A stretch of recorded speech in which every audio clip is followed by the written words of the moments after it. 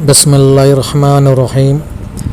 अस्सलाम वालेकुम दोस्तों, मैं उम्मीद करता हूँ आप सब खैरियत से होंगे। आज फिर मैं अहमद वाइस में एक नई वीडियो के साथ हाज़िर हुआ हूँ। दोस्तों, अगर आप चाहते हैं कि हमारे घर से मुफलसी और मुताजी ख़त्म हो जाए और कोई भी ऐसी चीज़ जिससे आपके घर में मुताजी और गुर्बत रहती है ख़त्म हो जाए और हमारी रोज़ी में बरकत हो जाए, तो प्यारे नबी पाक सल्लल्लाहु अलैहि वसल्लम की चंद बातों पर अमल करें ताकि आपके घर से मुताजी और गुर्बत इस तरह ख़त्म हो जाए जैसे कभी थी ही नहीं। दोस्तों, ये तो अंडरस्टूड है कि आका अलैहिस्सलाम का फरमान कभी गलत नहीं हो सकता।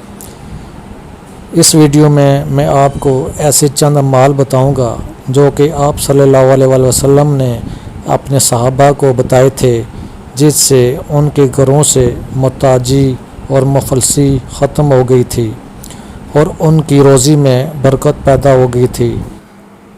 दोस्तों, अमाल सुनने से पहले अगर आप मेरी वीडियो पहली दफ़ा देख रहे हैं तो चैनल को सब्सक्राइब कर दें और साथ ही बेल के आइकन पर भी क्लिक कर दें ताकि हर आने वाली नई वीडियो का आपको पता चल सके।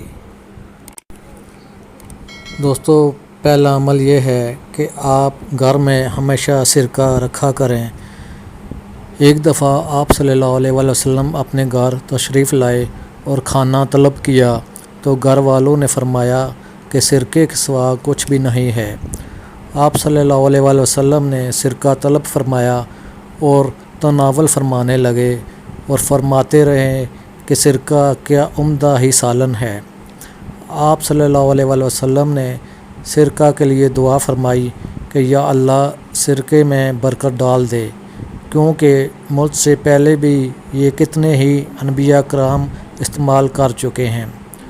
और आप सल्लल्लाहु अलैहि वसल्लम ने फरमाया, जिस घर में भी सिरका होगा उस घर में मुताजी कभी नहीं होगी।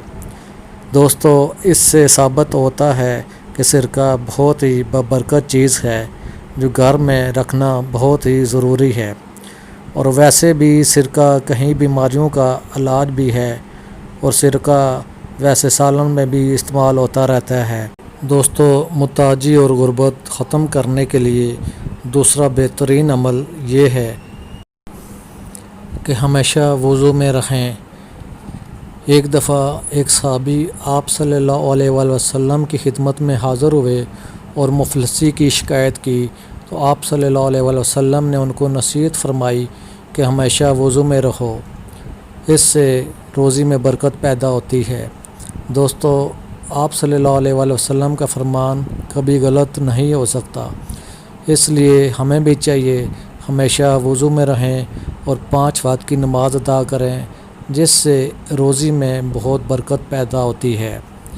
दोस्तों, तीसरा अमल ये है कि जब भी घर में खाना खाया जाए तो सारे घर वालों को चाहिए कि एक दस्तरखान पर इकट्ठे होकर खाना खाएं और खाना खाने से पहले बिस्मिल्लाह।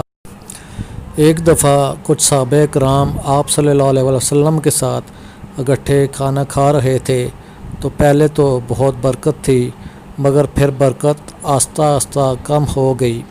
सहाबा ने सबब पूछा तो आप सल्लल्लाहु अलैहि वसल्लम ने फरमाया कि एक आदमी बग़ैर बिस्मिल्लाह पढ़े हमारे साथ खाना खाना शुरू हो गया था, जिसकी वजह से बरकत कम हो गई।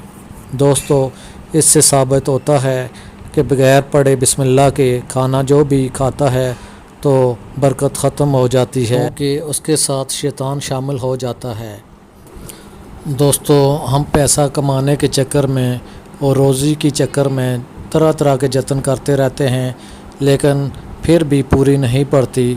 तो आप सल्लल्लाहु अलैहि वसल्लम के फरमान के मुताबिक अगर हम ये अमाल करते रहेंगे तो इंशाअल्लाह अज़ीज़ रोज़ी में बहुत बरकत होगी और आप अपनी ज़िंदगी में बहुत बड़ी तब्दीली देखेंगे।